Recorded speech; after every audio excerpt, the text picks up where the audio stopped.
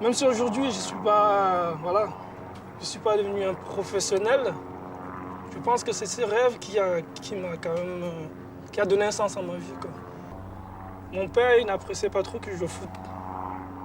Le foot au Cameroun, c'était pour des délinquants, en fait, à l'époque.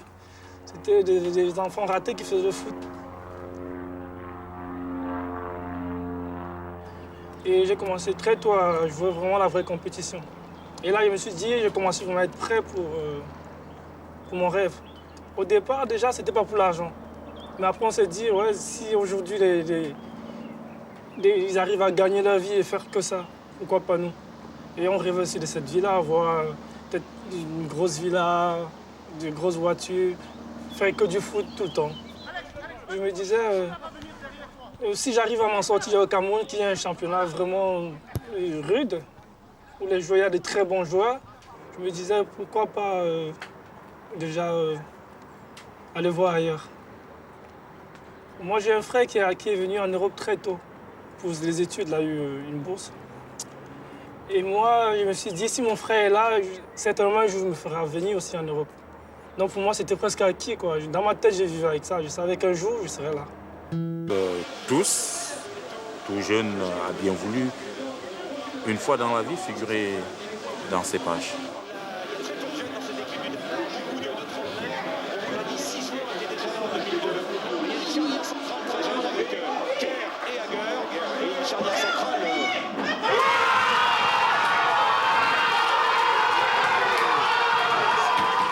Devenir pro, s'identifier aux grands joueurs, courir comme un héros.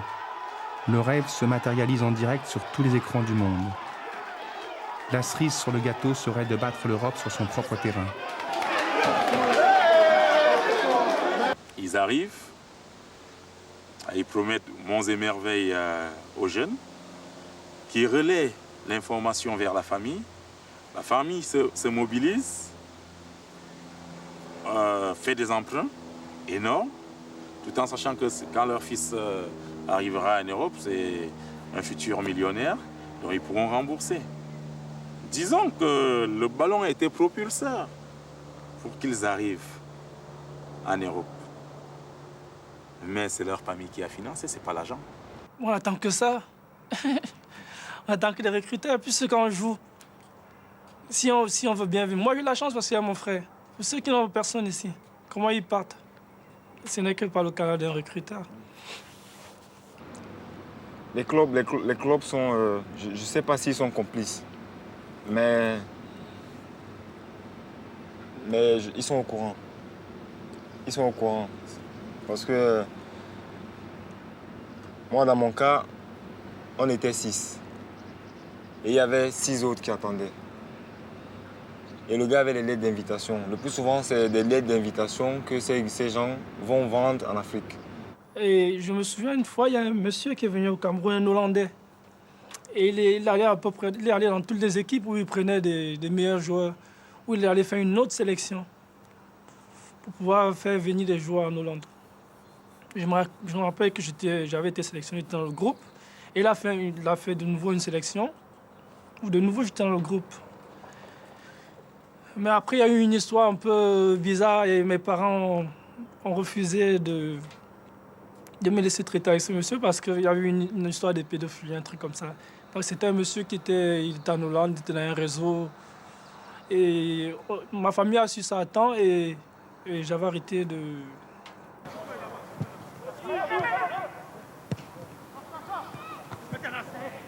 C'était pas ce que j'avais imaginé de l'Europe en fait. Pour moi, l'Europe, c'était des buildings, un peu comme la ville de New York, en fait. Moi, j'imaginais, il y a des gratte-ciel partout. Et je suis arrivé dans un tout petit village, j'ai dit, mais c'est quoi, je suis où, là? Et je voyais personne. Au Cameroun, on voyait du monde. Comme j'habitais dans un quartier populaire, c'était... Voilà. Et du coup, je me suis retrouvé tout seul, comme ça, dans un coin perdu, comme ça. Donc, j'étais tout le temps enfermé. J'étais tout le temps à la maison à regarder la télé. En plus, ça arrivait à une période où il faisait ce temps-là, il faisait un peu froid. Franchement, ça me déprimait, pas voir le soleil, pendant 2-3 semaines. Et un jour, il y a le soleil qui est sorti. Et je ne savais pas qu'il faisait froid à l'extérieur. Donc je me suis dit, c'est le soleil, c'est qu'il fait beau. Et je me suis mis en t-shirt, j'ai mis des claquettes, je suis descendu. Dès que j'ai ouvert la porte, j'ai eu la chair de poule parce qu'il faisait très froid. J'ai dit, mais c'est quoi, il y a le soleil, il fait froid. J'ai rien compris. Je suis vite remonté. Au début, j'ai fait mes footings tous les matins et l'après-midi. Et je cherchais dans la zone où j'étais s'il n'y avait pas un stade. Après, je trouvais.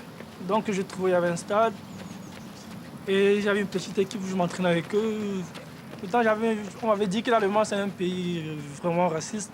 Mais partout où je me suis arrêté pour jouer, je n'ai jamais ressenti ça, quoi.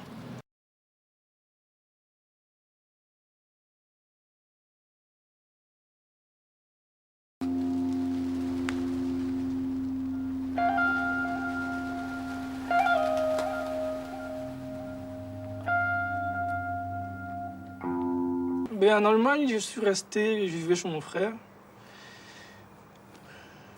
Je sortais pas toujours. Mais oui, bon, il joue avec la 2-0. Pourquoi? Tout le monde a joué, mon ami. Et puis j'ai rencontré un ami, presque un frère, parce qu'on se connaissait au Cameroun, qui m'a beaucoup aidé.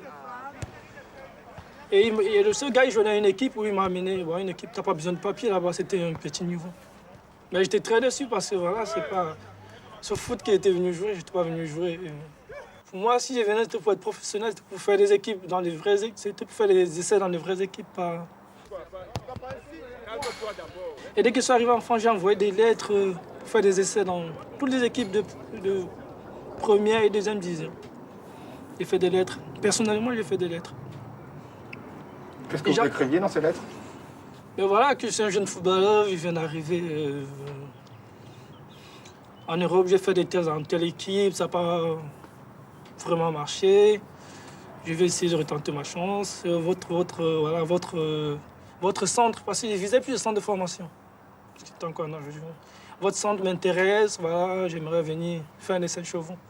Toutes les équipes m'ont répondu, mais c'était, voilà, pour le moment, notre effectif est complet.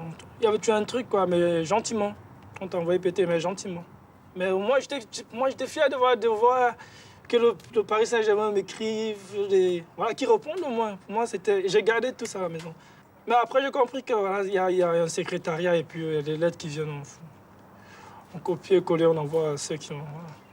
Je me souviens une fois, je quittais l'Allemagne pour venir rendre visite à des amis ici. Et je me suis fait prendre par la police française. Après qu'ils m'ont envoyé chez les Allemands, c'était atroce chez les Allemands. Pourquoi? Mais ils m'ont mis dans une petite cellule où ils m'ont refait une fouille au corps, comme si j'avais un trafiquant de drogue. Ils m'ont mis dans une cellule. Ils me posaient plein de questions. Ils me réveillaient. J'ai passé la nuit là-bas en plus. Ils me réveillaient la nuit. Pour me poser des questions, c'était infernal. Dans une petite cellule. Et le lendemain matin, ils m'ont mis des menottes comme un brigand. Ils m'ont amené... Quand je repense à ça, ça me... Surtout quand vous avez toute une famille, tout un quartier, tout un village qui compte sur vous. Et que vous arrivez ici, vous vous rendez compte que vous êtes en situation d'échec. Comment est-ce que vous voulez que cette personne qui se voyait rouler dans un an en Ferrari puisse s'exprimer devant vous? Vous ne savez pas ce qui se passe dans sa tête.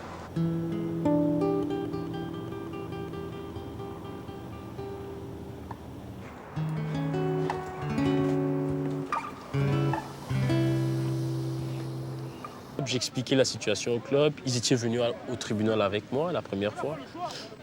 Et quand il y a eu le refus, ils ont pris conscience de la situation, qu'ils pouvaient me perdre et que moi aussi je pouvais partir à tout moment. Ils ont décidé de reprendre les choses en main. On a changé d'avocat, on a pris un autre avocat qui coûtait beaucoup plus cher, mais qui en valait la peine. C'est mon fils. Quand j'ai eu un enfant, voilà, j'ai pu avoir des papiers. Sur un terrain de foot, on est partout et nulle part à la fois. Une équipe improvisée se retrouve une fois par semaine. Le match pourrait avoir lieu à Lomé, à Yaoundé, à Strasbourg, à Paris ou ailleurs. En Afrique, Ce genre de rendez-vous s'appelle la santé.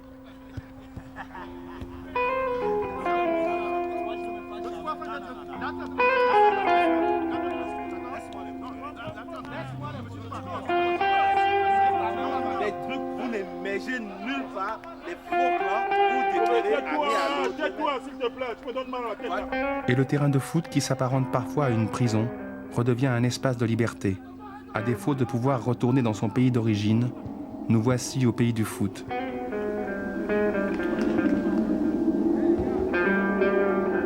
Déjà, au pays, la santé réunissait les gens de différents rangs sociaux le week-end. Et comme le dit son nom, c'est la santé. On vient jouer pour sa santé, pour faire couler la sueur, pour garder son physique, quoi. Pour évacuer le stress, l'ennui, pour gueuler.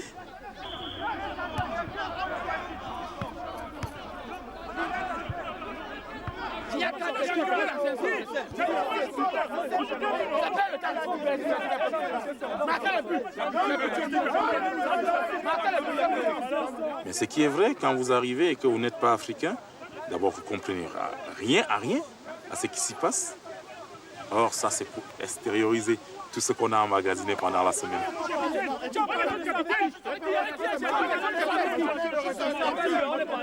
Mais sur le terrain, c'est vraiment du foot, avec le ballon.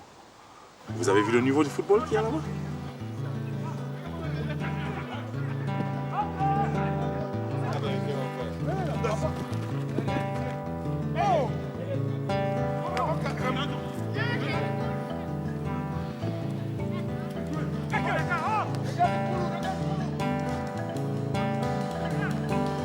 Il y a eu des moments où j'ai été vraiment désespéré. Heureusement que j'ai pas oublié le foot. Parce qu'à travers le foot, je continue à vivre, quoi. Ouais, quand t'as pas de papier, pas qu'en jouant au foot, dans la vie de tous les jours. Mais quand tu es sur un stade, quand même, tu sais que rien peut t'arriver. Parce que tu fais ce que tu aimes faire et tu penses qu'à ça quand tu es en train de jouer.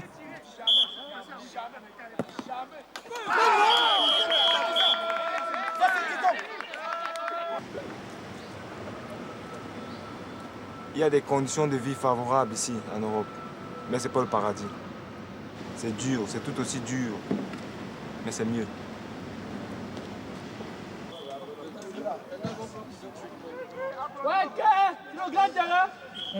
Claudio et moi, on s'est dit, tiens, il faut qu'on aille en Suisse parce qu'on a un ami qui jouait à l'époque à Bollum, club de deuxième division suisse. On voulait qu'il nous arrange des tests dans son équipe, en fait. Moi, on est arrivé à une période où ils avaient déjà recruté. Voilà, la liste était clos déjà. Mais il y a un joueur qui s'est désisté et Claudio a eu la chance. Bon, Claudio est resté, il a signé. Et moi, ils m'ont demandé de rester à l'équipe 2. Moi, je n'étais pas d'accord parce que les conditions, c'était pas très intéressant pour moi. Peut-être parce que je n'étais pas assez bon. Il y a aussi ça. Vous l'avez pensé parfois? Des fois, oui. Je l'ai pensé, ouais. Mais quand tu vois qu'il y en a qui étaient encore meilleurs que toi, qui ne sont pas quand même arrivés, tu te dis non, c'était pas ça. Il a manqué peut-être le facteur, je sais pas, chance. Il ne faut pas dire que celui-là n'est pas bon. Tu vois, il ne faut pas dire que pourquoi il est pro et il n'a pas de niveau. Il faut plutôt dire pourquoi ceux qui ont le même talent. Non, qui sont même plus qu'eux. Voilà. Là, je suis d'accord avec toi. Ouais. Et ne vivent pas de foot. Ouais. Non, je crois que c'est question de chance. Et c'est question d'entourage, comme je dis souvent aux gens. Si tu n'as pas quelqu'un qui t'entoure, qui t'amène là. Question de parcours. De parcours, oui. Hey, c'est même pas en mi-temps. Quelqu'un sort. Tout le problème, c'est de rester dans le jeu. Être là au bon moment. Satisfaire à la loi de l'offre et de la demande. Avoir de la chance. Être bon. C'est alors un tout autre sport, pratiqué dans tous les métiers, tous les arts, toutes les disciplines, et qui n'obéit plus forcément aux règles du ballon.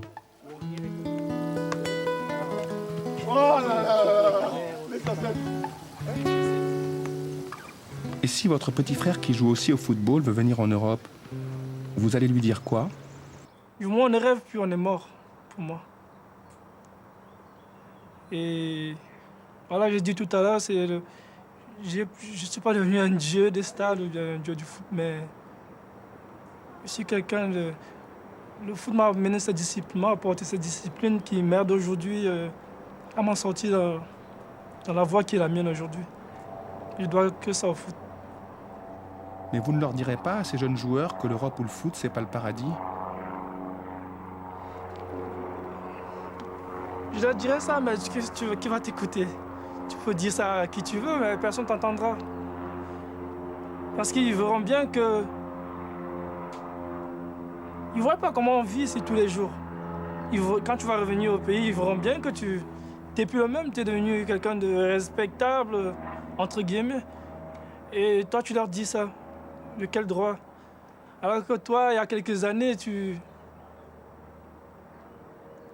aurais tué pour venir là. Pour eux, si tu leur dis ça, c'est... Quelque part, c'est... Je dirais pas, il y a un peu d'ingratitude. Moi, je pense sincèrement. On peut venir jouer, mais peut-être ça ne marche pas, on va souffrir. Mais ils souffrent encore plus, ça va, ces jeunes. Mais ici, la différence avec ici, c'est que tôt ou tard, tu finis par avoir une situation. Moi, j'ai fait quelque chose de ma vie aujourd'hui, j'estime. Parce que je me suis retrouvé dos au mur. Et là, tu as des capacités qui naissent en toi. Tu es obligé de t'en sortir. L'Hérault, ce n'est pas le paradis, mais comparé en Afrique, la souffrance qu'on vit, qui viennent. Dieu merci, la plupart, ils ont oublié leurs rêves et ils sont alignés et ils vivent une vie normale ici.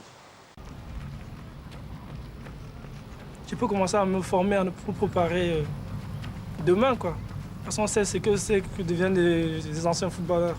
Pas seulement au Cameroun, même ici, il y a des gens qui ont joué professionnel. Après, ils se retrouvent, après leur carrière, ils ne foutent rien. Parce qu'ils n'ont pas été formés, ils n'ont pas de diplôme, ils n'ont rien. Donc je pense que j'ai réagi assez rapidement. Hervé, qui n'a pas lâché le foot, a passé ses diplômes de moniteur sportif. Et il a créé une petite entreprise de coursier dont il est l'unique employé.